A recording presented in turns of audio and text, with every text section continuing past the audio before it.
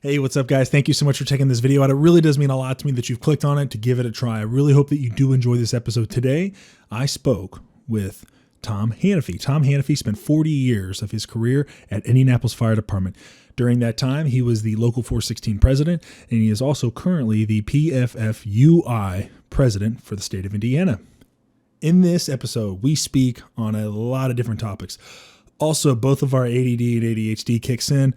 I apologize in advance, but it's actually a very informational and educational episode. So I really hope that you guys enjoy it. If you do, please leave a little comment down at the bottom, subscribe to the channel if I do good enough, and then hit the notification bell. That way you get notified whenever I make new content.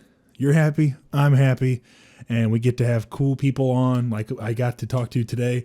And also, if you guys have any advice for me on how I can get better and what I should do, I'll take it into consideration. Just please either, DM me or just put it down in the comment, and I'll try to do the best I can. I really hope you enjoy this episode. Thank you. How was your drive here? Was it a long drive or a short drive? Short drive. Short drive? Yeah, just run right down the interstate and from downtown. I live downtown Indianapolis. Okay, very cool. So, Mr. Tom Hanify. Can I just call you Tom Hanify, or is it Mr. Just call me Tom. Yes, sir. Please tell me about yourself. So you're from New York.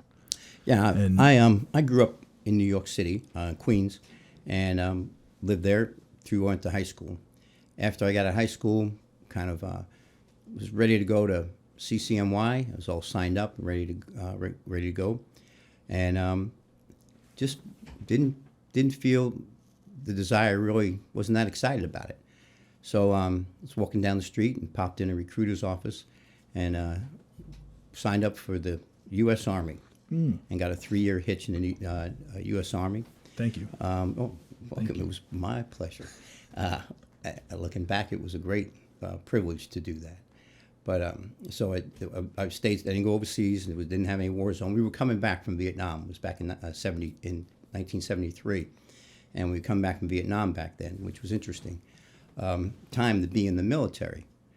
And I worked in a hospital, and just it was a great experience. Got me. I always like to say that's how I escaped from New York.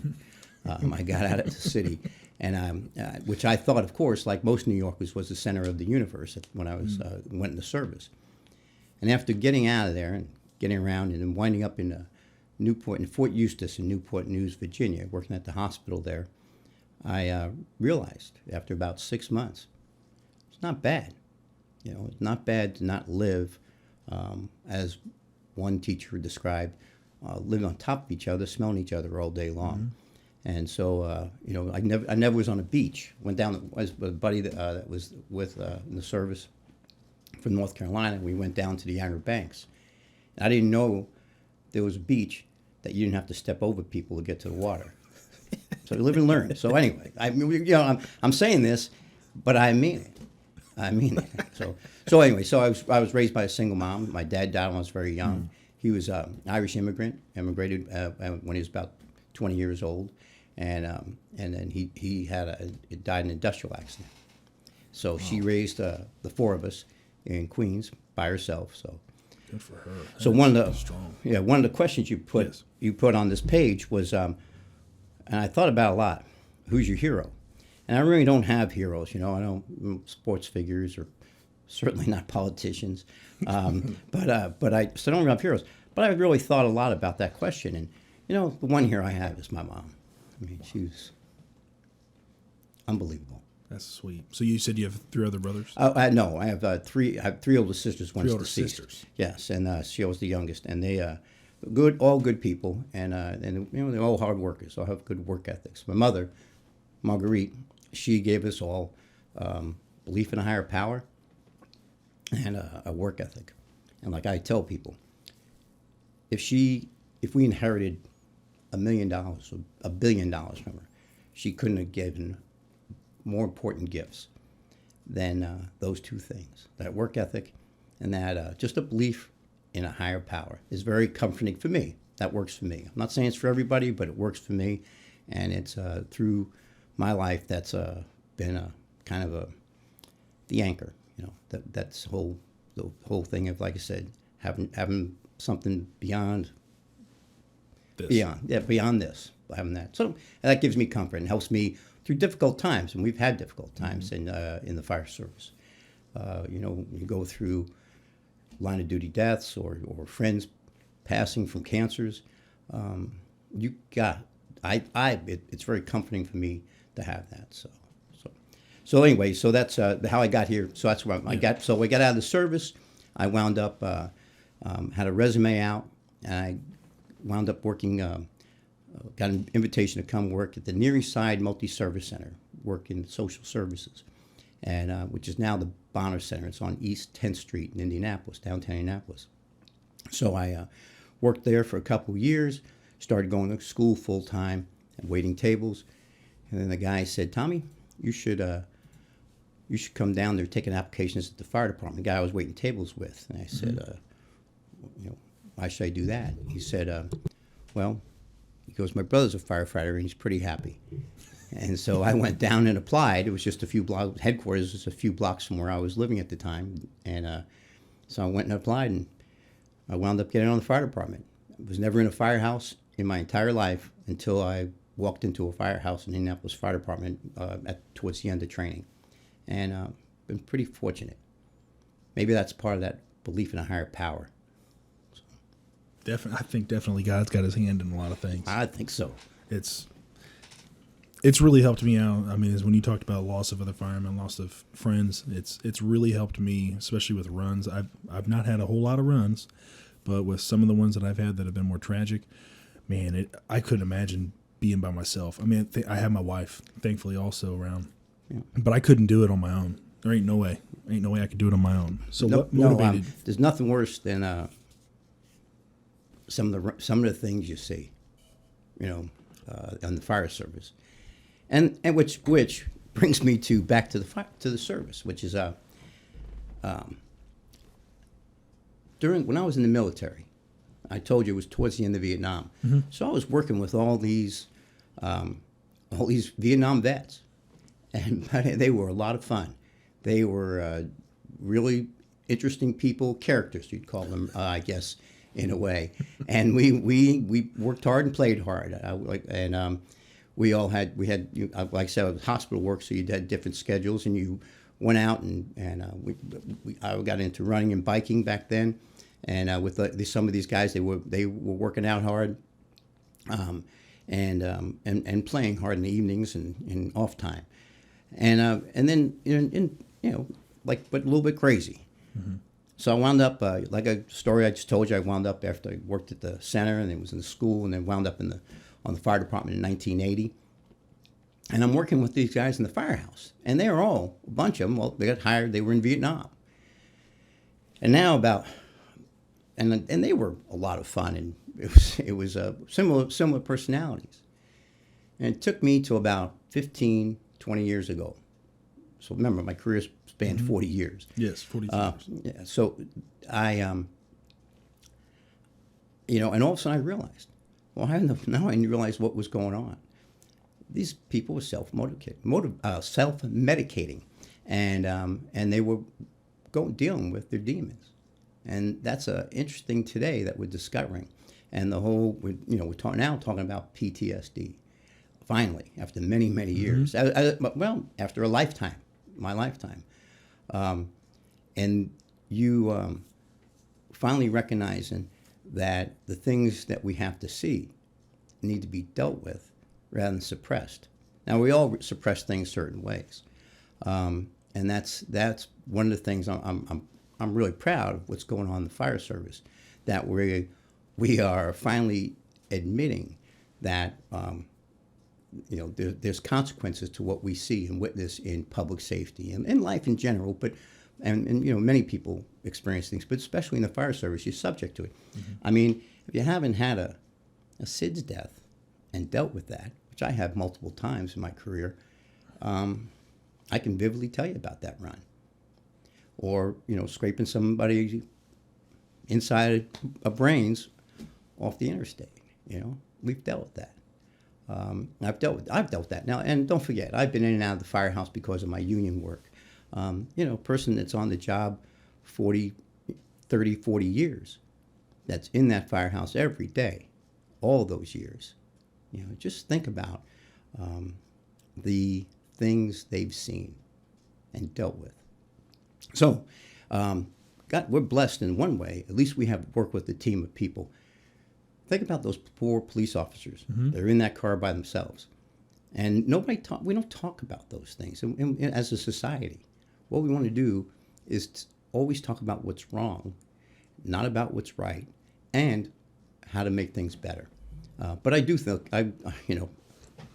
when I was on the street working, I just retired in July 2nd. Congratulations, by the way. Thank you, brother. Thank you. Great career. But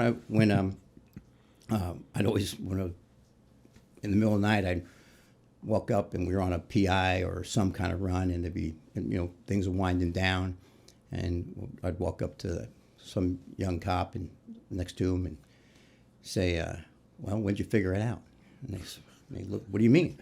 So when'd you figure out? When you picked up the wrong application. Yeah, that the fire department goes, and most of the time they'd say, no kidding, that's what I should be doing. You guys have a lot more fun than us, and in many ways we do. But it's interesting. We have a team that we come back, and when you have those back in the day, you'd have that run, that traumatic run that went through a lot. The old guys, the old heads would say, okay, let's everybody get in here and talk about the run, and they were disguising it as talking about tactics. But those old guys were watching people, seeing how they were reacting, see if they needed personal help. Now there was nobody. We didn't have Dr. Bob Smith or Brother Dryman, Chief Dryman, or Captain Dryman, to come in and talk to you and help you deal with that. But they would, and it was pretty interesting. And now sometimes they'd say, let's go get a beer when you get off at 7 or 8 a.m. But most of the time they didn't. They just kept an eye on you and made sure you were okay. And that was one way to do it. But now we're getting a little smarter, and we're measuring people. Which brings me to, 2 years ago, in 2019, we had a legislation go through in the General Assembly dealing with PTSD. We were having a lot of people at the General Assembly, and just one of my roles, maybe I should talk about your roles and who I am, what I do. Yeah, maybe you hold a lot of positions. The main thing. So I was private on the Indianapolis Fire Department for over 40 years. I've my whole career virtually has been involved in the union. I got elected early on to the executive board, and I've been a member of either the Indianapolis Local 416 executive board or president of the state union for nearly 20 years now. So my whole career has been involved in both as an Indianapolis firefighter, and I am going to retire. I'm not from the union job next May. I'm not running again from May. I mean, worst thing, there's life after the fire department, and so I'm going to take advantage of that life. So anyway, we were real quick on that part. Yes. That is very interesting to talk about, because I have me being a younger guy, I've only got 9 years fully, but 6 years in full time. I've always heard guys saying, "I'm going to do this until the day I die. I'm going to keep doing this until I'm put in a chair. I'm until they kick me out," and they never talk about what they're going to do after. What is your plan after? Real quick. Well, obviously that changes. Yes. When I came on the fire department, my plan was to work until I was 55, and then go teach school for 10 years and get a second pension. That's my plan. I wasn't going to do this forever, and get a second pension. And that was my hero, my mother, Marguerite Hanify, when I was a little kid, told me many times, "Now, Tommy, you want to get a job, a city job, because you never get laid off, and you have a pension." Who knew who knew I'd listen to her? She is a smart woman. She was a smart. She really was. So don't forget, she came from an immigrant family and married an Irish immigrant, and that's they worked construction, kind of like the immigrants do today. I mean, Yes. it's similar. A lot of parallels between my family and the people we see around today working in the construction industry. More the labor industry than the my labor. guys that Yeah, don't wanna be doing that's stuff. my Yeah. dad. My dad was a laborer. In fact, he worked in. He wound up once he started having a family. He said, "I got to get out of construction because he was being laid off every winter." And he worked the factory, which who knew that's where he'd get killed, in that factory. But those jobs back in the 50s were not. It's not as safe as they are. No. I'm not sure. I'm pretty sure there wasn't OSHA in 1950. OSHA would have had a heart attack. Walking in there. Well, his place. I remember going when I was a little kid. He'd take me there. He died when I was 5. Oh. And I remember taking me on Saturday. I'd go check the boiler in the factory. That was one of his jobs. Worked the boiler room, and I remember it was pretty interesting. And the little bit I remember of it, and that's where he got killed when the place blew up. Which is amazing where we've come to today with the workplace safety, because I had a great grandfather who was a miner down in Kentucky or Virginia, one of those, and he had his leg blown off in a collapse, and there was no safety back then. But there was no safety, and you know what? There was no safety net. Correct. He just had to find another way to make a living. You got to get going. You had to. He made his own wooden leg. Yeah, you had to figure out a way to feed your family. Mm-hmm. And I think there's a little bit of that history drove me into the union work. So anyway, we were off on. I'm getting off on tangents. Sorry, I am too, but it's so interesting. You have such an. I think you're a very interesting person. Well, yeah, you're out of your mind. But the point is, so I'm the state president. One of my roles is go out and assist locals. We now have 90 departments around the state of Indiana, career and combination departments that we represent, and we help them with their issues locally. Mostly give advice and give legal assistance and share information and training. We do a lot of training for through the state union. Talk a little bit about our training coming up. Yes. In this winter during the session. And then also I'm the lead lobbyist for the Professional Firefighters Union of Indiana. Mm-hmm. So I lobby the State House. Mike Whited, my vice president, and I are what you call compensated lobbyists. And that's the technical term. We file the paperwork you're supposed to file and reports. And then we also brought on a third person, Tony Murray, a few years ago.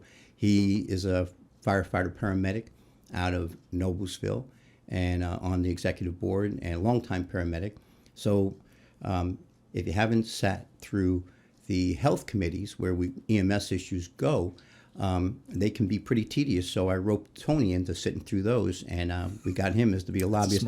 And also we wanted, it was a smart move on me. Yeah, my ADD kicks in, and those 6-7 hour committee meetings are tough on me. But he does a nice job and is well recognized now at the State House for his work specifically in that committee, but even more than that. So we have 3 of us now, but Mike and I do the principal lobbying. So getting back to PTSD. Mm-hmm. So we were looking at the pension, and one of the things that we have to our concerns at the State House is protecting our pension. Get online, look at what's going on in some of the pension systems around the country. Mm-hmm. City of Chicago just threatened to remove some of the health care from the officers who are wanting to retire early or part of their pensions, which pensions are continually people now all of a sudden they know how to do the math. Mm-hmm. And we did some things, and some of it is firefighters' faults as organizationally, but a lot of it was politicians being expedient. The state of Kentucky gave up. They lost their defined benefit plan several years ago because it was underfunded, and they now new hires are in a defined contribution plan, and which can be good if you survive, but if you don't. In fact, I've taken time and I have run the numbers for me, and if I had a defined contribution plan, I probably would have, going back, look at the numbers. If I invested the money, if I did everything right, my pension would be higher. I'd say probably 15 to 20% higher a year. Can you explain what that is to the guys that are Sure. don't understand what that A is? defined contribution plan is a 401. Basically, you put so much in, the department or city or township, whatever, your entity does some kind of match, and you have this money, and it's your money. So if you leave, you take it with you, and that's like a 401. And again, that can be lucrative if you do everything right. Not everybody is great with money and a great money manager. And you suffer the ups and downs of the market. So Indiana, we have a defined benefit plan, which you know what your benefit is. You know what it's going to cost you, what you're going to pay. We know the city has to pay the ARC. The ARC is the amount they're required by the actuaries to pay, and that will change. That will change through PERF. They'll look. And does it also change through the market, whether the market's good or bad? Well, when the market goes bad, yes, the city the legislators can change ours. We pay 6%, and we're responsible for 6%. Some departments cover some of that, some don't. But you and I, put that 6% in. The city when I came on, it was 21%. Then it dropped down to, which is substantial contribution. It's changed, and that is determined how that changes by the Board of Trustees for IMPERS, which we often it was IMPERS now, it used to be called PERF. And so the Board of Trustees, of which we have a firefighter, a member, Mike Pinkham, a retired Fort Wayne battalion chief out of Fort Wayne, and the Secretary-Treasurer of the State Union, our organization, serves on that board. He's appointed by that appointment. There's a public safety appointment on that board, and that's appointed by the Speaker of the House. They have terms. I believe it's 4-year terms. Speaker of the House for Indiana? For Indiana, okay. For Indiana, yes. The Indiana Speaker of the House. And Brian Bosma appointed Mike Pinkham when he was Speaker. Okay. And then he got reappointed, I think, last year. So he has those terms. He serves. And that when he won't do that forever. And then there'll be another public safety person in there. We won't. That's up to the Speaker. We'll obviously have some input. Along with the FOP and some recommendations, and we'll see what happens. But finally, Mitch Daniels did that for us. We didn't have a representative on there, and when Mitch Daniels and they changed the law of the pension laws, we negotiated and got a person on there. A little support goes a long way. Mm-hmm. So anyway, so a defined benefit plan is what you have, and it's defined. So that at 20 years that at 52 years old you can collect a pension at 52%. It was 50%. A couple of years ago we moved it to 52%, the benefit, and then you max out at 76% at 32 years. So that, and it's based on your pension base, which we just changed that to a 25-year private, up to a 25-year private. Prior to last year, last year it was a 20-year private. So anyway, so you can count on that. So that's kind of and as I always tell our members, the pension is a good pension, but nobody's getting rich on it, and you got to plan. You got to plan other things. You got to do some other smart things. Real quick, can I add, for the guys that don't understand that, because I know for some of the newer guys at my department, we don't get, that is considered from longevity pay. Yes. Correct? Longevity, the 25 year up. The reason why you want to up it from 20 to 25 is because of long. Yes. Yes. Okay. Yes. I said that. You want to have. That's what you want. You want longevity pay, okay. And so longevity pay matters. Sorry, I interrupted. No, you're not interrupting. I wanted to make sure that the younger guys, because I know I don't get that anymore. Matt, you got to remember what I said earlier. If you don't interrupt me, you'll never get a word in. So let's be honest. I don't think you're that far much different than me, though. I have ADHD. I was diagnosed with it too, and I don't take my I take my meds if my doctor's asking. Anyway, so anyway, you that's the defined benefit plan. So coming back once again to get off the ADHD, so PTSD. Yes. So having a defined benefit. So we had people applying, a lot of uptick in people, which makes sense because we're learning about this PTSD. But the other thing is, PTSD is considered a treatable disease. And what was happening, people were retiring, applying for the pension for these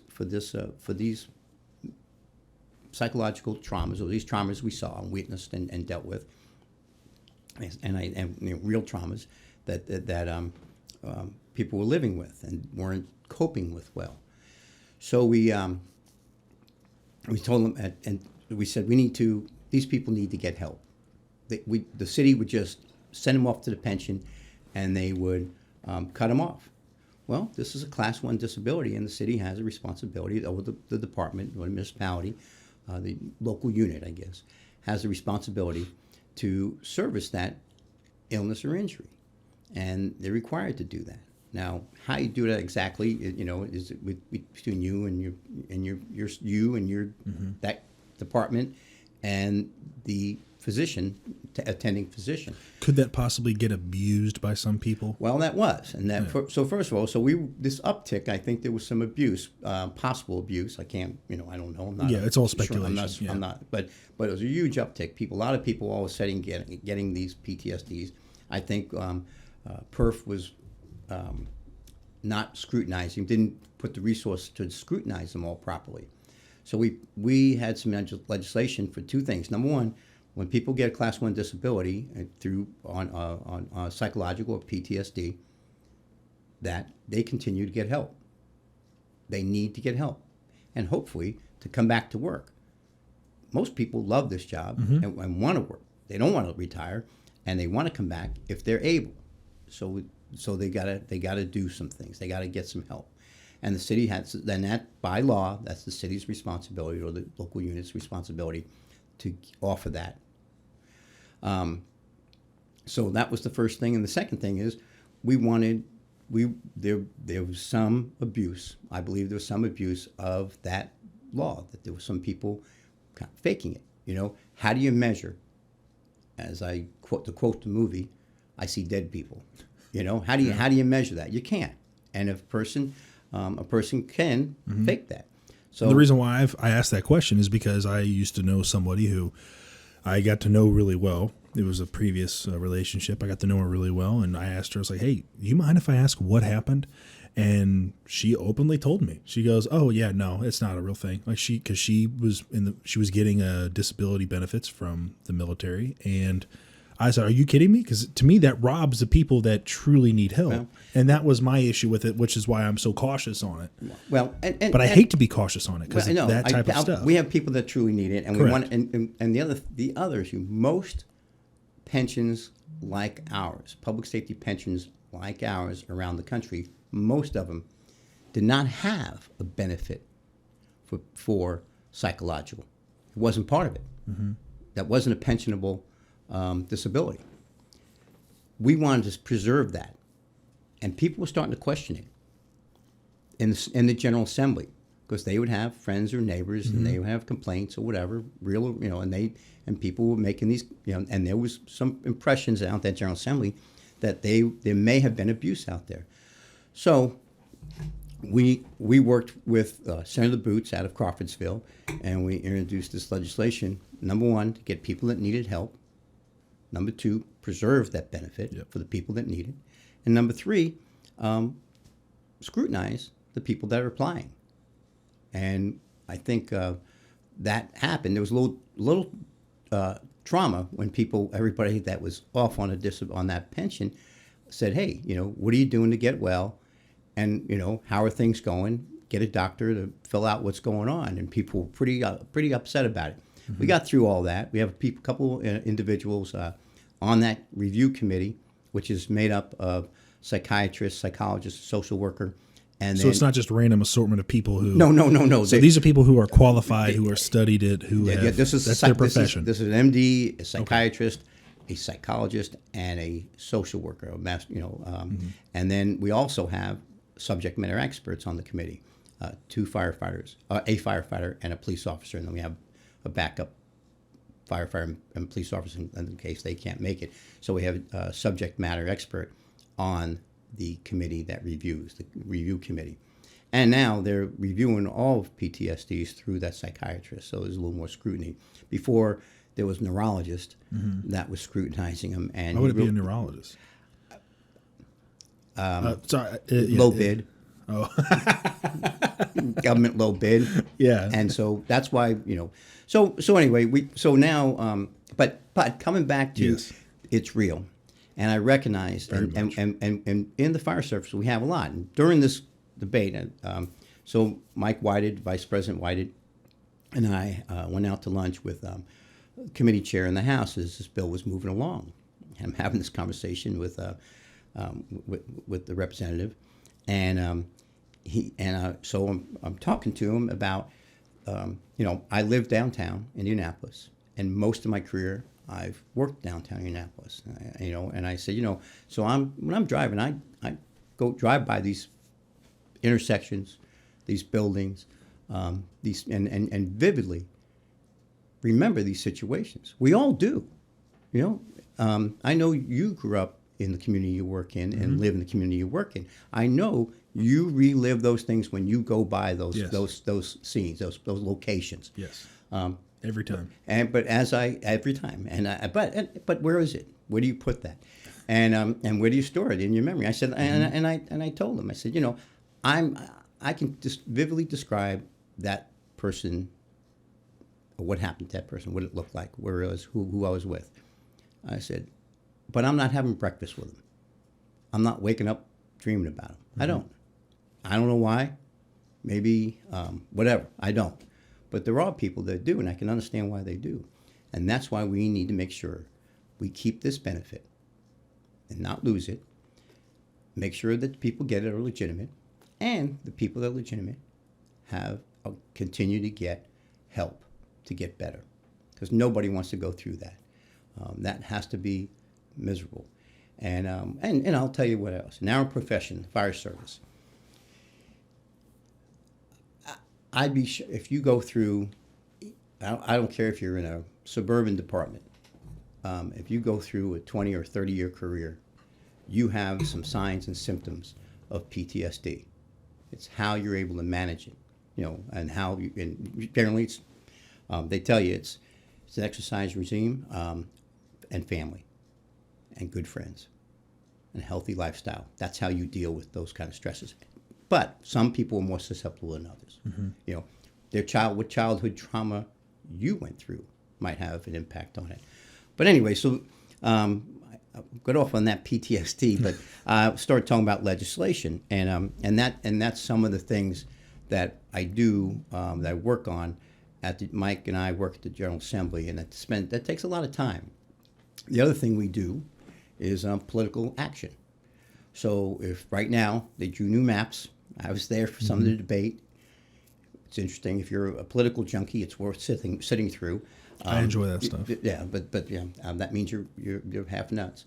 But listening to debates, the maps and everybody, no matter which whatever side draws them or whoever draws them, somebody's going to not like them. Even if you have an independent group draw them, people are going to criticize them. It's just the way it is. But I watched the process pretty closely, and the legislators, I think they were pretty sincere overall about how they drew them. But now people are in different districts. They slightly changed those districts, and they've changed.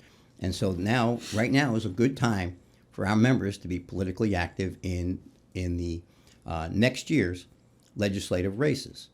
Now, as you know, most, because of people gather together that think more alike, most races are in May.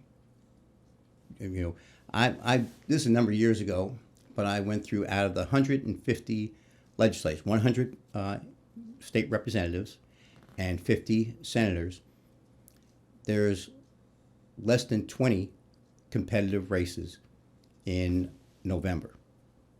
The real races are in the primaries. Mm-hmm. Yeah. So if you're in let's say, a community like Carmel, that's where and you want to make a difference in that state reps race, you get involved in May. Mm-hmm. You don't, or in Gary, Indiana. It's going to be more. It's going to be a Democrat.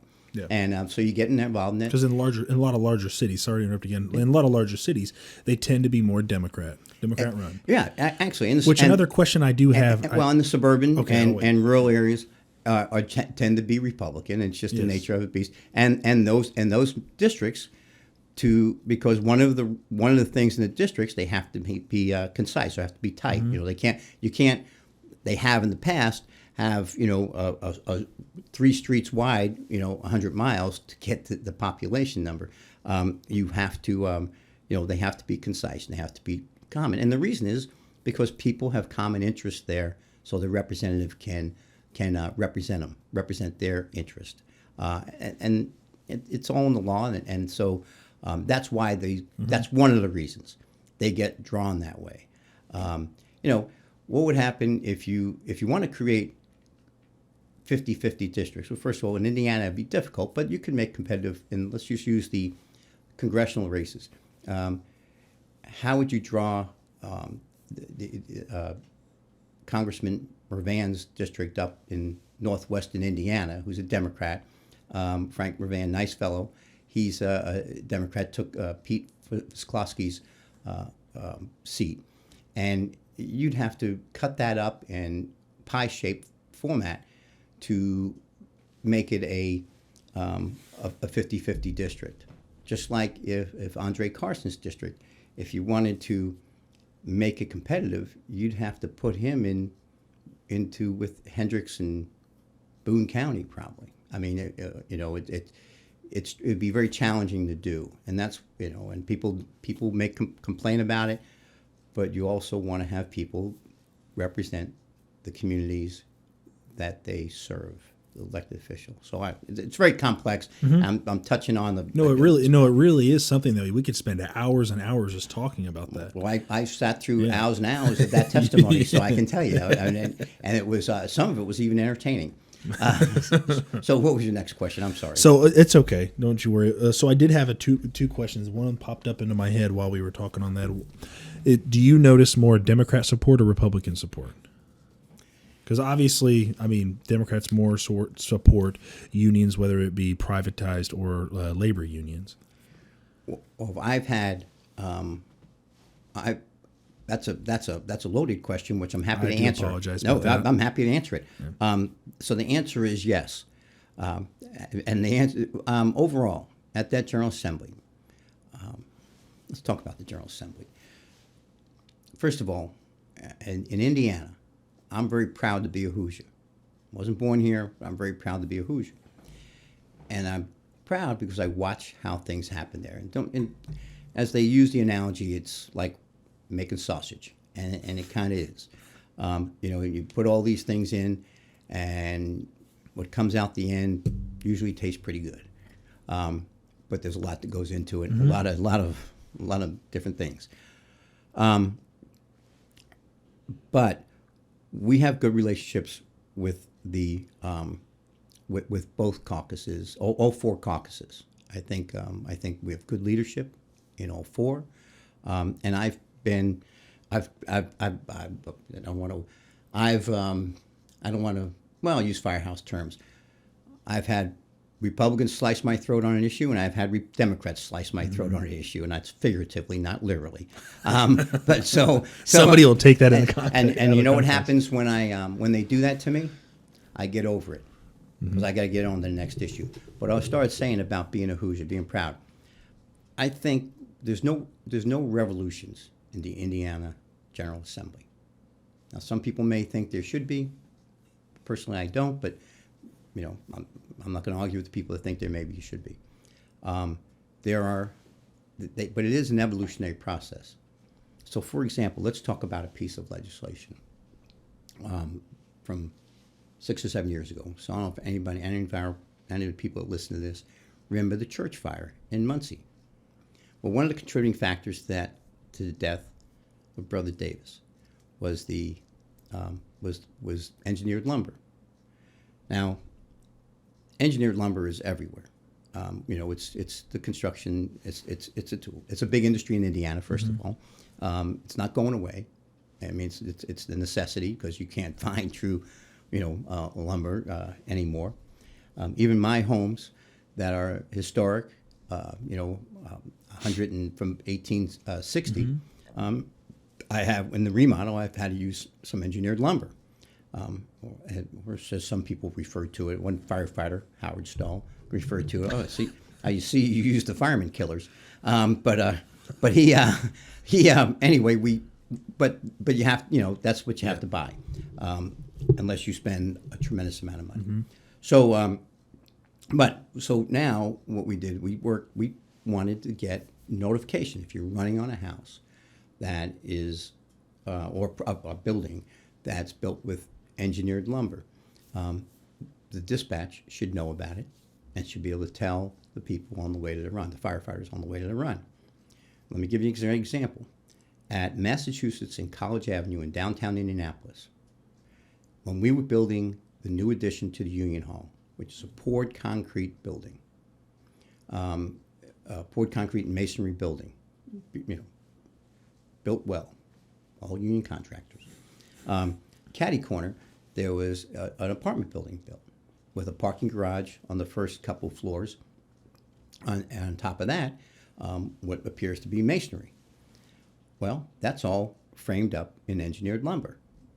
And you wouldn't know it. If you pulled up on either building, you would assume they're both masonry structures because there's 3 buildings on that corner, actually another one, that are of 4 buildings that are, then 3 of the 4 are masonry. And this new one has engineered lumber for the living, for the apartments above the parking garage and the retail. So we introduced a bill because of Scott Davis's death and the situation and the contributing factor of that. We brought this to the General Assembly, and we introduced it. We got killed. And, like I said, engineered lumber, trusses and all are built, big manufacturers in Indiana. And I'm happy for our job, to have those jobs here in Indiana. They're going to build them somewhere. So we built, so we went, introduced it. But what we did is we listened. We listened to why people didn't want it. And there were a lot of people opposed to it. Obviously, the main group was the Builders Association, which is a very strong lobby. And we talked to them. We talked to the apartment owners and some other people, and that were opposed to it. And we listened. So we came back and we modified our proposal. And we proposed the next year, and we changed it a little bit and tweaked it. And we got a hearing. So we got on a hearing, and we had that conversation. It took 4 years, and a guy named Jim Pressel out of LaPorte, Indiana, who is a builder, helped us with the bill. Really? How to do it, yes. And that's pretty cool. Very good man. He's a good person. One time he was he's a state rep. I mean, he's a state rep, and before he was one time the president of the Builders Association, and Jim helped us with the legislation, modified some of our ideas. With the idea, originally we were going to put tags on the meter boxes.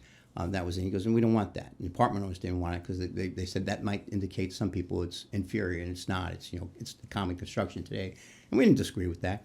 So then we finally came up with dispatching it, which was so it took us four years, and we finally got that bill passed. And that's what I'm trying to say. It's an evolutionary process.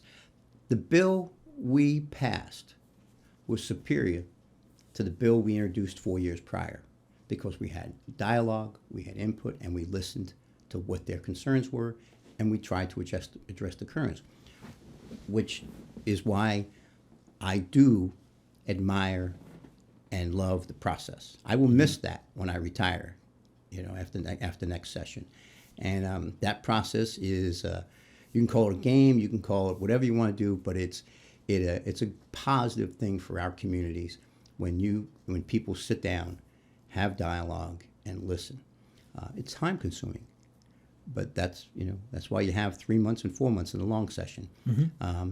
To do it. And then you don't just stop when they're in session. You have those conversations all year long. And that's why one of the reasons I'm proud of the way we do business in Indiana and that conversation. What have been some of your greatest achievements to yourself in your career? My greatest achievement was surviving healthy. And not everybody does. And the fact that I have had over 40 years when I walked out the door, and I have my health. Now I'm not perfectly healthy. I'm old, but I'm healthy, and that's but that our guys taking care of themselves. I have this conversation. Oh man, you got too much. I talk too much. No, this is perfect. But when I got in the fire department, I talked about people, a lot of self-medication, a lot going on. Mm-hmm. But there were as a group, and some are still alive, some aren't. A guy named Mike Shank was the local president when I got elected at the same time he did. And I became a trustee on the executive board. And right away, he had an interest in wellness and fitness. And he always did. He was one of these guys that always tried to stay fit. And take care of himself. Didn't drink excessively, just everything in moderation, the way you're supposed to live. So but he believed that our people could do better.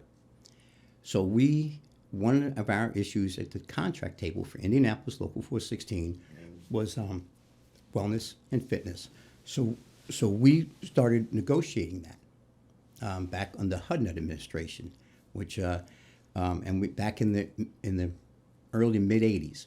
We were negotiating about getting a wellness program, and nobody, and our members, frankly, this was a leadership. Sometimes you got to lead, and a lot of our members were questioning, what are we thinking? Well, let me back up. So I don't know if you ever been down to down to the Rathskeller, and I think once. Once, yeah, me too. I've been there once. But the old German philosophy of mind and body, that they're together. They're not. You have to have a healthy mind. You have to have a healthy body, and a healthy body to have a healthy mind. And that's why they were called the Turner's Club, and that's where they started the normal school, which was the first PE school. The first physical education schools in America, and that was in that whole. And the Kellogg's up in Michigan, mind and body. So that philosophy. So Mike, who was Irish, had that belief that we could do better if we're fit. And so we started working on wellness and fitness, and it evolved through the contract negotiations. And like I said, the members didn't really understand it. But we wound up with a pretty aggressive wellness fitness program, and it's worked really well. And I will tell you, this is all retrospective. That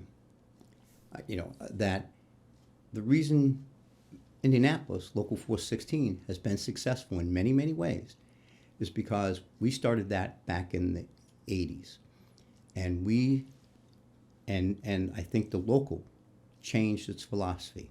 It actually started changing in 1977 when they almost went on strike. It was before my time. And they had the strike vote. And they started changing then because that's when they started getting politically active. The other thing was the wellness fitness program.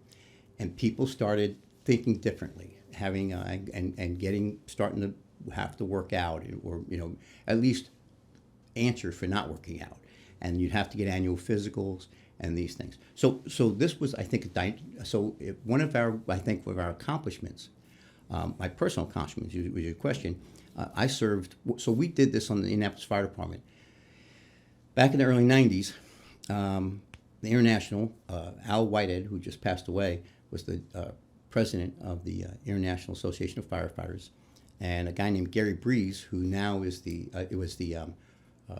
executive director of the International Fire Chiefs Association, got together. And Gary's out in Colorado now, and he directs the director of the Colorado Fire Chiefs Association. And they got together and said, why don't we create a program? And why don't we have 10 cities come together and develop what a good, positive wellness program, wellness fitness program for firefighters should look like. So Indianapolis was invited. You had your fire chief had to come, and your local president had to come. Now, I'll tell you, some of these places, they didn't talk to each other. They didn't even like each other. Indianapolis, we did all right because Keith Smith was the fire chief, and I was the local president.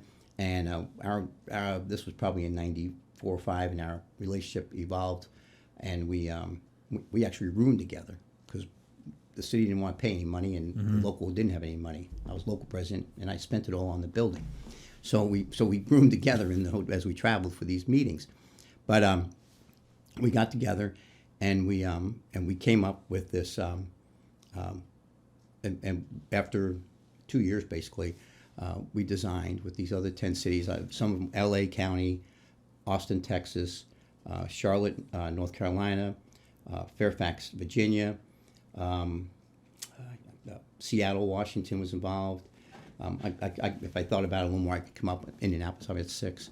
So, and we would meet. And I'm telling you what, we'd come in for 2 or 3 days of meetings all day, arguing about these little fine points. You were worn out. It was like sitting there, a 3-day union meeting, which was a killer. And we would argue about the finest points. I remember I got up to make some phone calls and was gone for 45 minutes. I came back discussing this one topic. And I said, Smitty, how far along did we get? He said, we're in the same place, Tom. But we hammered it out. Yeah. At the end of the day, Indianapolis, I'm proud to say, had 95% of what we came up with we already had in place. Good. We just had to tweak it. And so in the meantime, in 1984, we bought that property downtown Indianapolis. I mean, when Mike Shank, again, was the local president. And people thought we were crazy. And we bought that old firehouse, our history. We saved our history. Old Station 2. And we worked on the building for 10 years. In 92, like 92, 93, I became local president, and we moved into it. We didn't have any heat. It was tight. We had power, but we didn't have any heat or any plumbing. And we moved into it. And people thought we were crazy. But my point with the wellness concept was our membership started thinking a little different. They started thinking about the future and where we should be. We were located on a nice little building out on West 10th Street, almost a speedway, 3,300 square feet, concrete block building, and it serviced our needs. But that's not where we did business. We did business right there on Massachusetts Avenue and at the City County building and that State House. And we're a mile from the State House, almost exactly. We were from headquarters, we're a short walk down the street, 2 or 3 blocks, and now they moved it, but it's still only 2 or 3 blocks. And that City County building. But I was allowed, from when we bought the building, and we worked on it slowly, when I was local president, the membership supported moving it at that time because they started thinking different. So you asked about accomplishment. Being part of that early conversation, following those leaders, wellness and fitness programs in the fire service, I think has been, for me, I wouldn't say my accomplishment, but I've been part of that movement from the beginning. Not that I've never been a fitness nut. I ran, I did things, but so that was a huge accomplishment. To me, I had that conversation with Chief Deslin. Louis Deslin was retired now, and I told Louis the reason we were able to move and moved the local along and progress was because we got our people to start thinking differently, how to think, by helping them physically be well, keep their mind better. And I think we've been very successful with that. And that's, so anyway, I can go on. The other accomplishment is training. For 20 years, I've been pounding training at the State House. They took, during the Biden administration, they were looking for money, and they called the tax on insurance policies. Kentucky still has this tax. I know that's why they use all that training money. And there's I think it was a 1% tax on your insurance policy, your residential insurance policy, and that money would go into the fire training budget at the fire marshal's office, and they had that money. Well, things were upside down in the economy. They were looking for money, and they were trying to figure out how they fund the state, and they said, and they took that money. And they took that money and put it into the general fund and did away with the any training budget for the fire service at the state fire marshal's office. When I got in this job, I said, we're killing people unnecessarily, and the way you stop killing people is through training. We got to put some resources into training, and a lot of people still resent it. So I looked around, where can we get some money for a training budget for the state, especially in small departments. Small departments do not have the resources to develop a facility, no less train. I mean, you need some tools to be able to train on, and some a facility somewhere, in access to a facility. You don't have to own it necessarily if you're a 10-person fire department or a combination department or a volunteer department. You needed some access, and some help. You didn't have the tax base to support it. So we looked around, and the state was suing the fire service, the fireworks industry every year. For 10 years, they were filing a lawsuit every year. The state fire marshal's office was filing a lawsuit to stop fireworks sales in Indiana. Well, I don't know if you noticed, but after 10 years, they were still selling the fireworks. Now, whether you like fireworks or you don't like fireworks, they irritate the hell out of me. I live in an urban center. It's a pain in the ass. But they were selling them, and they were using them. And, and police couldn't keep up with them if you wanted to arrest them. So I said, fine. If we're going to sell them, let's tax them. So I went to the lobbyist representing the fireworks industry, and I said, let's see what we can do. Let's put, and I said the dirty word, didn't I? Damn, I'm not a good Hoosier yet. I said tax. User fee. That's what we need. It's a user fee. Just tax everything. Yeah, just a user fee. You just take a breath, tax that. yeah, but don't get into that. So we're talking about fire service here, not politics. But user fee. So that's what it is. The user fee. Yeah. And I got to say that now because I'm an advocate for more user fee. But we cut a deal and we passed it. We passed that, and then $2 million every year goes to the fire marshal, which is a pittance, not enough. But and now, in fact, this year we have some legislation through the fire marshal's office to get a little more of that money, that user fee money, into training. And we have a nice little the marshal has a nice presentation that we will be supporting aggressively. So we'll see. Joe Thacker, by the way, the state fire marshal. Mm-hmm. I've never met him. I've heard good things about him. Oh, yeah. He came from down here. Yeah. Excellent. He's doing a great job. And but I don't want to digress. So now we got to, we are up to, finally we're saying, hey, we need a state academy, like ILEA, the law enforcement academy. And nobody wants any facility or anything else. They're all nervous about it. How do we maintain it? It's an ongoing expense. And it's just, we were being Hoosiers. Interpret that as cheap, and but we finally, the state fire marshal's office, Joe Thacker, with Steve Cox, the director of Homeland Security, retired out of South Bend. they have worked with Wade Walling, who is the training director at the State Fire Marshal's office, fire training director. They're now part of a facility, a joint facility with Ivy Tech, and instances involved and several other entities in what they call the MADE building, M-A-D-E. And right now I can't remember what the acronym is, but it's a joint facility, and they have a couple of classrooms there, dedicated classrooms. They have dedicated office space, and then access to common space in this facility. It's out in Plainfield, right across the road from the high school, Plainfield High School, and it's about not far from ILEA. In addition to that, they've also acquired, the Marshal's office has acquired 7 acres from Department of Corrections on the Plainfield prison out there. Mm-hmm. That there's 7 acres behind that.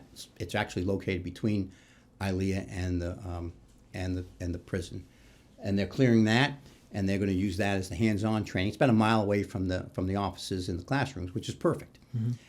I think they'll not far at all, so you can do your classroom training. We had our first fire chief training out a couple months ago. We passed it in 2019, but because of COVID, we haven't been able to get the program going. So now the law is, just like for police chiefs, which they've had this law for over 40 years. We're slow in the fire service, brother. We had a week-long training, and it's required. Every new fire chief for a career department has to go through this. Mm-hmm. Within a year of becoming fire chief or prior, but they have to go through this training, and it's a week-long training sponsored by the Fire Marshal's office. We had, I think, 40 people there for the first one, the beta class. I'm sure the Wade and the Marshal are going to work on it and hone it. They had a lot of great input from the fire chiefs were there, how to make it better and how to make it and what was good and what was bad, and they'll make those adjustments. So they are working on that, and that's coming together. And now we got, like I said, I think that will be, they'll probably do 1 or 2 of those a year. I think they'll also be doing some other advanced fire training out there in the future, and have a curriculum. And what you want is recruit training should probably be done regionally. The fire marshal and the director have a plan, and their plan is we want a facility, an adequate facility within 45 minutes of every firefighter in the state of Indiana. And I think he said, I don't want to hold them, about 20, we need 20 of these facilities that get some subsidy from the state, whether it's to build a classroom like they did in Evansville or assist with pouring a pad. I think they did up in Westfield or in Westfield, what facility up in Hamilton County. They want to subsidize and get some of these and use some of these regional trainings, so every firefighter has a location within 45 minutes, career or volunteer, that they can learn, do their hands-on training. And then would that be funded also, like for instructors? Would that be locally funded, or would that it would probably be a combination. It'd be local. Obviously, local funding is the majority of firefighter training is locally funded. I mean, that's just the way it is. Now, you do know every cop gets every new police officer, either they send them to ILEA, or if they do it locally, they get a subsidy from the state. And that's, and frankly, the police department has done better. The police have they have focused on education many years before we did. And we're still catching up. We got a long way to go. I know it sounds silly. On my job, Indianapolis, Chief Malone has a curriculum for every new firefighter. They get out of the academy, they get a book, and this is what it's going to take to be a lieutenant. This is what it's going to take to be a captain and a battalion chief. And I'll tell you right now, a battalion chief, you've got to have a 4-year degree, and that's and it's a wide spectrum, but something somehow relates to the fire service. I mean, basket weaving isn't doing it, but they, You mean as a degree? Yeah. as a degree. There's some degrees out there that I've researched that are absolutely insane that I think is a joke. Yeah, well, and they're overseeing that. So I'm proud of Chief Malone. He's doing those things, but if you're telling somebody when they're 20 to 30 years old, when they come on the job, and majority of our people are in that age group, if they don't already have a 4-year degree, if they do a 4-year degree in an unrelated field, it's very easy to get the curriculum and get something that's related, whether it's SPIA or fire science or something. So they My question is on that. Yeah. Why is it trying to push for a 4-year degree? Would that be a bachelor's, correct? Yes, bachelor's. Going for a bachelor's degree for a battalion chief's position. What is the reasoning behind it? Oh, well, if you haven't been, if you're... I've never been a battalion chief. I know. Well, just for record, neither have I. Yeah. But I've worked for some real crappy ones, and I've worked for some excellent ones. And I don't think necessarily it's all about book learning. But today's world is it's a litigious world we live in, and in many, many ways. So obviously, when you're on that run, you have to be able to process information, and I do think education helps you do that. And then, as they always said about old Alan Brunacini, which was a wonderful man. I heard him personally say, "It's not. You're still going to put fires out. You're still going to. You're putting fires out. You're doing a great job already. You just got to look good doing it. And look like you know what you're doing. Yeah. And you got to be able to explain it. And you need to have reason and logic for what you're doing. And I think that education helps you develop those skills to do that as a battalion chief. The other issue you have today are personnel issues. Now, in many departments, still departments don't have many women or people of color. Well, it's as it's a lot more issues going on those, and you have to have the ability to understand and how to conduct and administer your personnel. I can tell you stories right now that are going on across in the state that you better handle that situation right. And if you don't think it's true, take a minute, get online, and look up police issues. I mean, that is not foreign to the fire service internally. So how we handle our personnel and how we deal with people, with everything that's going on, and you need to do it right. You need to have the ability to learn how to do it right. I mentioned Fair Labor Standards Act, I think, earlier, FLSA. I mean, read it and understand it. First of all, it's a moving target. It constantly changes. The courts make decisions, and that changes on how you handle and manage FLSA, Fair Labor Standards Act. And understanding how they do the math alone takes a goddamn college degree. I mean, and there's more things than that. I mean, you really have to understand what 2 in, 2 out rule means. It's a law. It's a federal law. Most fire chiefs, I don't think, understand across Indiana. I honestly believe, I shouldn't say most. There are some. You could say some. Yeah. There's plenty. And if there's one, it's too many. Yeah. And that don't understand with 2 in, 2 out. That's there. That's been put in place to save our people, to keep our people safe. And they blow it off like it doesn't exist. Well, you need to understand what that law and what the ramifications of that is. So, an ability to understand and read and understand it. Again, we have people that are, brilliant, that don't have that are firefighters and historically. But do you think that it'll discourage guys to go promote because they have to go to college? No, I think just the opposite. I think it'll encourage people to go to college to promote. And then would this be trying to be pushed for funding? No, the department funding them, or just them doing it themselves? This is them doing. Well, it's both.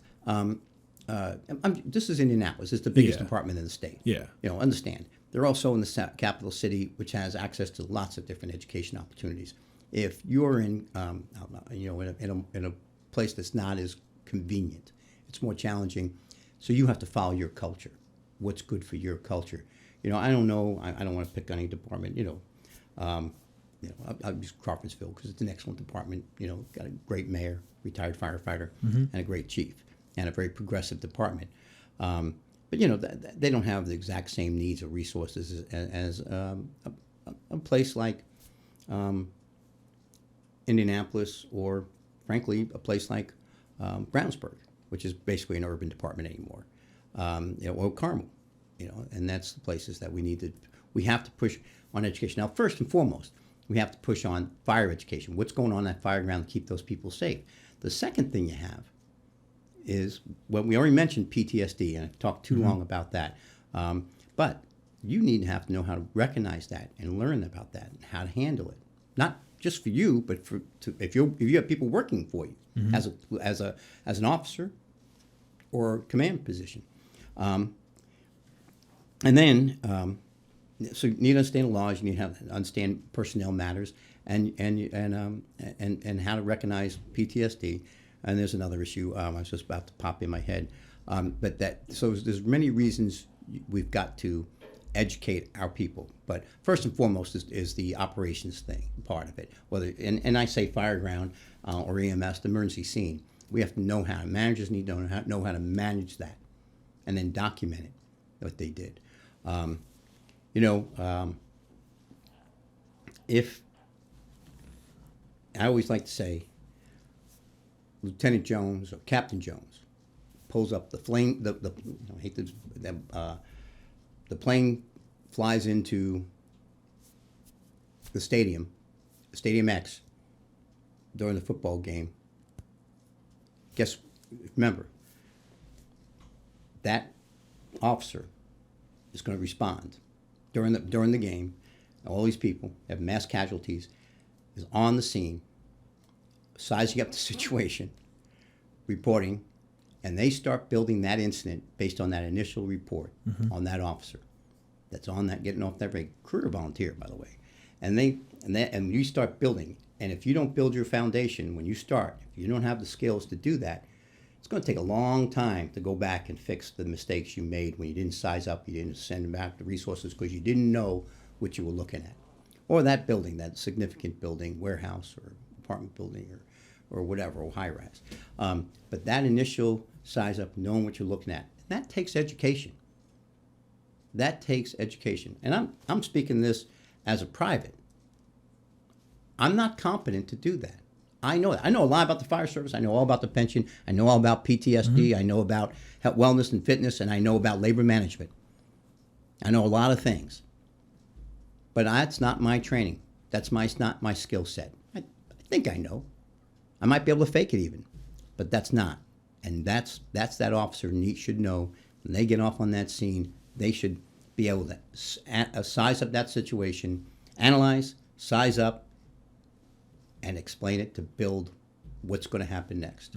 And that doesn't matter. I mean, whether you're building or you're on a trash fire or you're on that multi-story, multi-family, or huge warehouse that we have all over. I'll speak to Central Indiana at least, but all over the state. I travel around in some real rural areas. You go down to Jasper, Indiana, and I've been down to Senator Brown's business, one of his businesses at least, and he has 1 million square foot under roof in Jasper, Indiana, and inside Jasper, with lots of product in it. And you better know what you're doing when you pull up, not because it's his, because it's a big part of that tax base there, and there's a bunch of people working there, and you better know what the heck you're doing when you pull up. And so education is, and that's what one of the things you've asked to go back, accomplishments.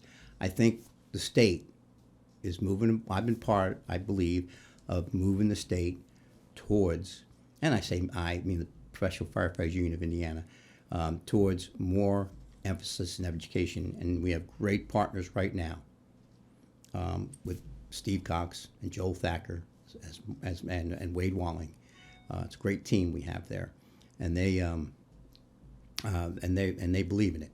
Steve Cox built a beautiful, beautiful training academy up in South Indiana when he was a fire chief up there for his 8 years. And I mean, it is a fabulous facility. You go up there and you talk to the guys, they could do this or that's better. Mm-hmm. It's a nice facility that every firefighter would be proud of. Not on a huge piece of property, but it does everything they need. It's not far from downtown. It's a really nice facility. They do all their training at. I know he's proud of that. Should be. But not everybody has the resources that South Bend has. But people need access to that. And by the way, they use it regionally. I mean, when they have a recruit class, there's probably 5 or 6 departments that are in their recruit mm-hmm. class, and that's how it should work.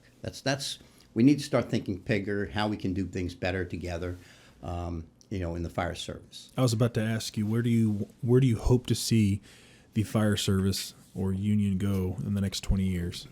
Man, I know it's a really big, loaded question. That is a loaded question. That's a huge question. Yeah. Let's go with the fire service first. What I'd like to see is more cooperative efforts. You know what irritates me? Wasting resources.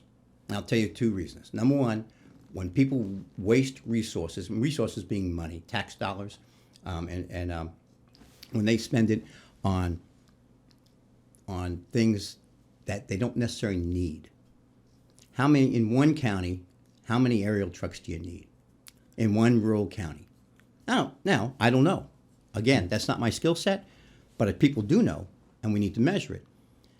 And so if you have, let's just use, there's 6 counties, and all the aerial trucks, they, for whatever reason, are all on one side of the county.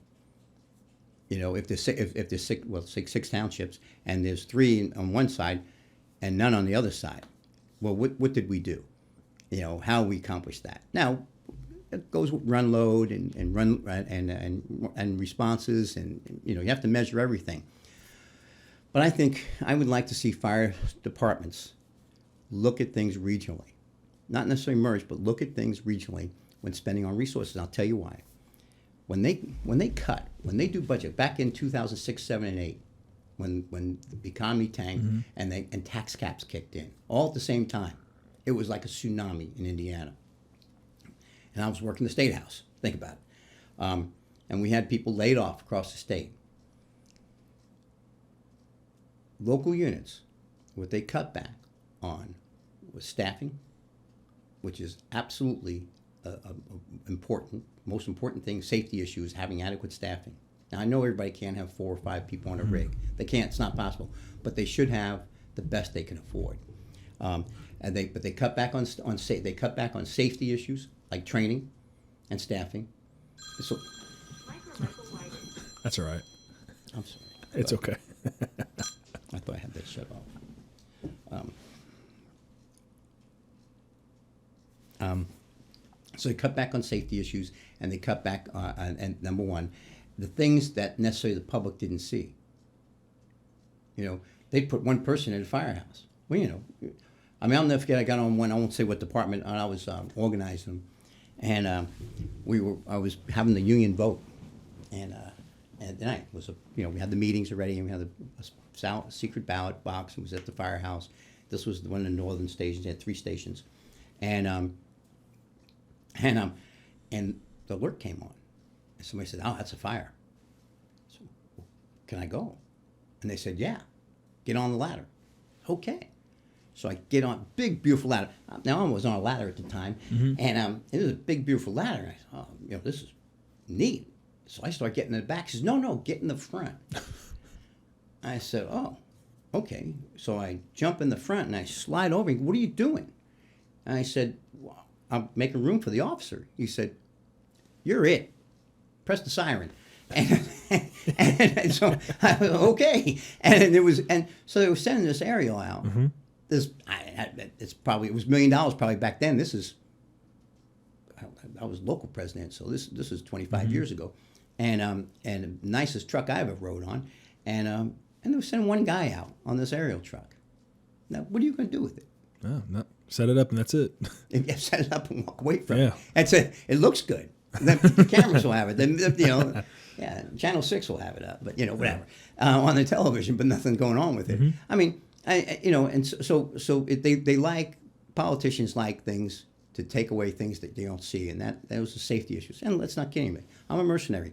The other thing they take away is wages, and they hurt our people. Listen, we only go to work. We only go to work to raise our families, and that's the beginning and the end of life. Is what raising our families, taking care of our loved ones.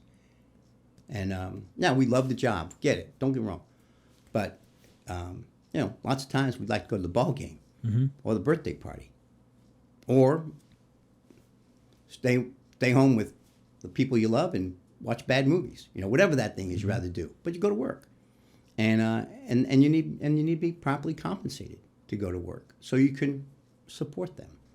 That's why you go to work, to raise your family, get them in a good school, and keep them healthy. So what I'm saying to you is the future of the fire service, more cooperation. Quit wasting resources, and let's maximize the limited resources we have. Alan Bernstein, if you ever been to Phoenix, back in the day, they have a nice training academy in Phoenix, and Bruno, I give him credit, and he would tell you I have all these people that do this, but I have all the slogans in front of the classroom, and there were a dozen of them, maybe more, in the front of the classroom. But I do remember one distinctly. I can see it in my mind right now. Egos eat brains. And my God, that's the truest statement I ever heard, in the fire service especially. If you think you know it all, if you think you're the smartest guy, you're the dumbest in the fire service, because nothing's ever the same, and you need help every minute, and you've got to rely on each other. But egos eat brains. So my point is, that's what some of these things we do. We have to learn to cooperate. We have to learn to work together, not necessarily combine, but work together and live off each other and support each other. That department may have an aerial truck. This one might need a hazmat team or vehicle. This department over here might need a water team or an extra engine. I don't, but whatever specifics they need, they can based on what that. their geography, their needs, that culture. But don't just say it's all mine. Captain, wonderful guy, he's still around. My firehouse, my fire engine, my men back then, and we don't own any of this stuff. It's all with temporary, we're just temporary. And what we do is try to manage it and make the best use of it while you're operating it, and support people. And we don't own it; we're just here, and you got to make sure. So like if that fire chief thinks I have the best, I need this to look good, yeah, you shouldn't be fire chief. And we have guys that do the same thing, rank and file. Let me just talk about one other thing that's important. We started talking about the State House. The other thing is that we need to do better in the fire service is listen. Now, pretty hard. I'm not a good listener necessarily, but we have to. The best class, the most valuable class I ever took at IPUI, Fine Learning Institution, was literally listening. It was a lot of work. It was a 1-hour class, and it was a lot of work, and you did lab work and all, and you learned to listen and learned at different speeds and what you can do and how to listen. And a lot of our members that suffer the same thing, that the ADHD and all, that's a skill that they have to practice, and it takes a lot of work, and you got to listen. And now you got to do that in training. Where else you got to do that? At the State House, you got to do it. You got to listen, figure out what people are saying, how to work things through, but also at the bargaining table, you got to listen. You got to listen, both sides. Got to listen to each other. I tell people during the negotiations when I do labor management programs, what you do is you bring your proposals, you explain them, and then you shut up, and then you ask questions about when they say no. Tell us why. There's no money. Okay. Then you got to come back and show them where the money is. Then you got to come back and explain to them why they can do this. one of the things when I was local president, we went to a 48-hour work week in Indianapolis, first place in Indiana that we got a 48-hour work week. And I did a lot of listening in that contract, very contentious contract negotiations. But I did a lot of listening. And they would say that we can't do it because of this. The controller was a wonderful man, a guy named Jim Steele, was the city comptroller, and and I would listen why we can't do it.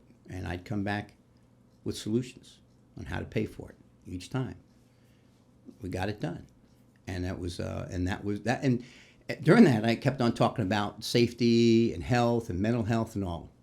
And I don't mind telling you, I'm not sure I was being that sincere about some of those things. I was a little cynical about some of the things I was saying. You know what? Once we got it done, absolutely true. Mental health, physical health, all improved by getting a different work schedule where people had a break, had a chance to not work constantly. You at work, the next day you're worn out. The next day you revving up to go back to work. That's a 24/48 schedule. I know different schedules around the state, but my point is listening. They kept saying no, and I kept asking why, and when they tell me, I addressed it, and it worked. We got it. We got it done in that contract. So I don't want to keep you all morning, but there's one thing I do want to talk about. I know it's almost 10 o'clock. I know. So we'll make this last part pretty quick. We talked a little earlier before we started recording about communication, especially communication with the administration and operations. What's something that you've noticed in your career that has helped with that, with trying to reach out with the administration? Well, a couple of things that have helped. One is some of the laws we passed. So again, I mentioned there's no revolutions. We're not getting binding arbitration. I'm not sure that's what we want in Indiana, where all we wind up doing is having the lawyers settle everything. Trust me, that's not a good business model. I've been around the country, but we're mandated. If your department is organized, and when I say organized, I'm not talking about a union. I'm talking about you have an organized employee group that actually takes time, gets together, elects an officer, a spokesperson, not necessarily an officer, a spokesperson, pay dues or not pay dues, and you have an employee group that they have to recognize if you get together and apply for it through the unit of government. They have to sit down once a year and listen to your issues. Your basic issues on in the department, and working conditions and pay, and they have to listen. And when you do that, if you do that the right way, and you also bring solutions with you for all these things, and that opportunity to sit down and listen and I know it sounds silly. You shouldn't have to mandate that. That's how people work. That's how it works at home. If you have a successful home life. That's how it works in any relationship, friendships, of mutual interaction. But we have to sit and listen to each other. Now, you can make them sit down and listen to you. Mm-hmm. Not everybody does. I can give you a number of cases pending right now. So that's the main thing. The other thing is. I met with a bunch of recruits they were out of Avon, and there was several departments there in the group. And I said, you've got to think about where you work, and whether you live where you work or not, you've got to contribute. And what do you bring to the table? Marguerite, bring back my mom, Marguerite. When I was a kid, we were poor, and we would go for a drive. She learned it. She didn't know how to drive when my dad died, and she learned to drive. And if you didn't have any money, you go for a drive out to Long Island and look at all the nice homes that you couldn't afford. And so that's what we did. It was, we stopped somewhere and get an ice cream cone. It was a big deal. So, and then maybe on the way back, we would stop at a cousin's house or something. You'd go visit somebody on the way back, and maybe have a little cookout or something, or dinner. And but we would stop at we have to stop at the bakery. New York has lots of old bakeries and stuff back then, and it's kind of like northwestern Indiana. And so we'd stop at the bakery, and she said, and I said, Mom, what are you gonna stop? We don't bring anything. She says, oh no, you always bring a little something for the table. You never go empty-handed. You always bring a little something. And I know it sounds silly. So when you go, and if you do have that opportunity to sit down, what are you bringing to the table as labor? What are you bringing to that city to make things better? That community to make things better? What are you contributing?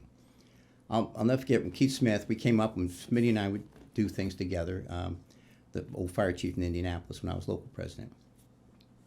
And he would always bring something to the table at budget time. So we'd have the City County Council Public Safety Committee, you'd have to present the budget.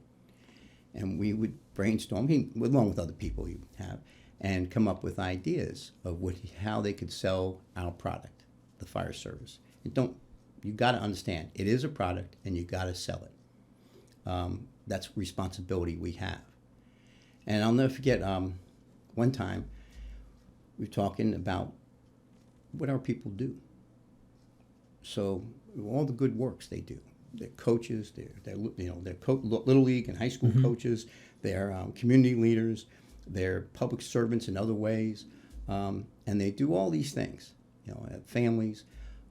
Just lots of different interesting things that they did.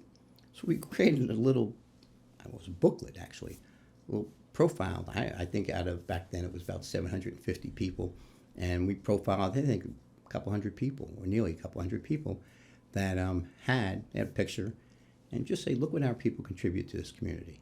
Think about who they are, And on top of that, that's pretty cool. Most of them all have families, and we talked about that. So when we go to contract in Indianapolis, we go in with our resume, we call it, and we walk in and we put all the things that we do, that we've contributed to the city. The FDIC is always part of it. What we participate. MDA, different things. We have we try and keep it down to one sheet, but it's a list of things that we do to contribute to our community we serve. Now it's time to pay us. That's the mercenary coming out. Yeah. But you have to sell your product. So I talked about building a new building downtown. Well, I don't mind telling you, it's a great little facility. It's a wonderful facility. We do lots of events there. I don't know if you've been there or not, but it's in a very visible location, and we do different social events and political events there. So we use it for all that. And then we have the Survivor Live program that is gearing back up again. After COVID, going over 10,000 kids a year through there.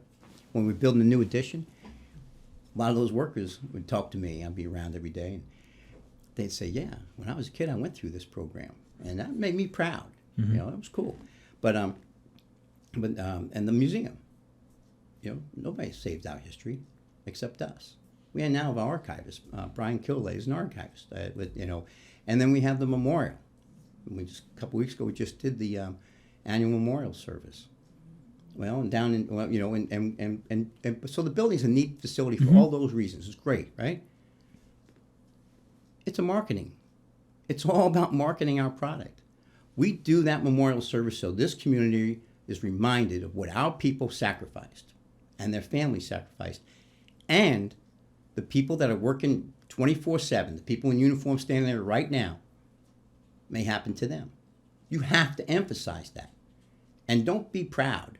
You have to make sure you remind them. That's who we are. And if you don't have any line of duty deaths, the drama, the fact you got to remind them that it can happen any moment, and you're there to protect them. You know what nobody's done? You know what I didn't get in the last 2 years? Not one phone call. I didn't get one phone call from one of our brothers or sisters saying, "Oh, I can't go to work. It's COVID." I didn't get a single one. Now, let me ask you something. Matt, how proud are you of that? Our people, we talked about, and you know what else we didn't get? We didn't get any PPE. I'm not knocking anybody. And we did it. We dealt with it. And we did it quiet. We just did our job. Everybody went to work. there's a different mentality, which I've seen across the board. I'm not all knowledgeable. I'm learning myself. There is a huge difference between what we do as a career versus a lot of others. Normal people. Correct. Normal people. And here's the thing. abnormal. I'm not saying we are very abnormal. I jokingly say we're idiots. Like we go into, we as in our organizations, our departments, we go into burning buildings, which that already doesn't make you a sane person. It makes you an insane person. But when you see danger, you're like, I'm going. When you have COVID, I agree with you. I never heard one guy saying, I'm not going to come into work because of this.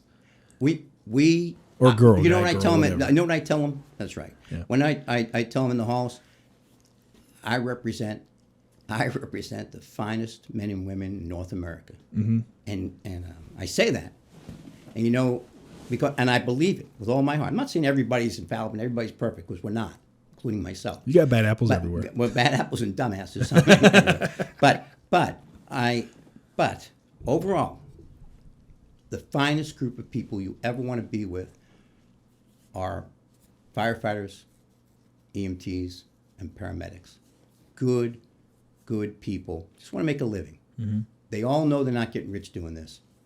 They're here to make a living and enjoy life a little bit, and feel good about what they're doing. And they want to do something different every day. It's tremendous. But like I said, and then when people said, now I got calls about, hey, we're on these ambulances and picking up these people, and we're not getting any PPE. And you know what? They didn't get it. We were not on the priority list. Firefighters were not for protective gear, and a lot of people. And you know what they did? Went out and picked up the people and took care of their patients without the adequate supplies. I'm not saying everyone, but they didn't. And they never complained, but they questioned. But nobody said, "I'm not going to work." I'm proud. I'm looking back at that, and through this 2 years of COVID, we think about it. Think about the people we represent, we work with, we work for. I work for personally, and I don't think there is a fine. I say that to people and I laugh about finest group of men and women, but it's really the truth. I mean, nobody's getting rich doing this. They're doing it because of their love of mankind, love of each other, love of mankind. They also like the adrenaline rush. Oh yeah, and that's true. It's addicting. I mean, yeah, that's addicting. It is addictive, man. There's nothing like getting on a rig. I mean, I miss it. I didn't do it. I wish I did it longer. And the other thing I miss, the coffee table. Mm-hmm. Sitting at that coffee table, communicating. I love nothing better than coming back at 5 a.m. and somebody say, "Hey, subby, go get the donuts at Long's." And the good donuts at Long's, but you go to get those and sit around at a coffee table and you get 3 dozen for 10 people or something. A few left over for the next shift. Oh, if there is. And you'd be slamming coffee and drinking, then getting that sugar rush and head out for your day. Of course, probably crash and burn about 1 p.m.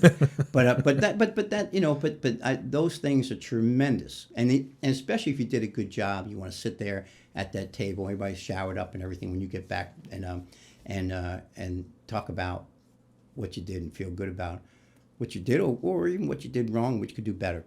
And hell, man, it's the best thing in the world, greatest job in the world. People say it, and you hear it a lot, but man, it's true, isn't it? It is true. I mean, it's true. And on the I always say, people talk to me about, well, what fire department should you apply for? I always put your department on that list, by the way, that you apply for, and I look at it and say, the worst job on this list, the worst department, the department I would least work for, is a wonderful job. And think about that shit. You can't make it up, brother. Yeah. I mean, and now it's not for everybody.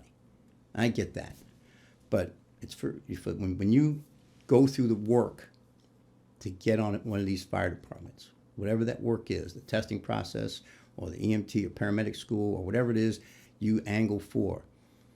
When you get on there, I talk to a lot of people coming through the union hall. And I haven't met anybody that says, I should have been an accountant. I should have practiced law. We got lawyers on the job. They say, I want to do that. I don't do homework for a living. I want to work for a living. But anyway, and the other thing is, like Marguerite said, the old Marguerite, never get laid off, most of the time, unless you're in a few places. And you got a job with a pension. And the other thing you add on is health insurance. Mm-hmm. It all could be better, but you can raise your family. And that's really the meaning of life, is taking care of your family and being a good person. With that, I didn't get to talk about everything, but I sure hope I didn't bore you to death. You didn't bore me to death at all. You were actually very entertaining. Sir, I want to say thank you so much for just taking the time out of your morning to come and talk to me. You're welcome. Happy to do it. Well, thank you, sir. Hey, you made it to the very end of the video. Thank you so much for sticking all the way through. I really hope that you enjoyed it. Again, go ahead and like, comment, subscribe to the channel. Also hit that little bell button and get notified whenever I make new content. Please let me know what you thought of it down in the comments section. It would mean a lot to me. Also, go follow me on Instagram and Facebook, More with Stumpo Podcast. Thank you guys so much, and gals, and I hope you guys have a very blessed week.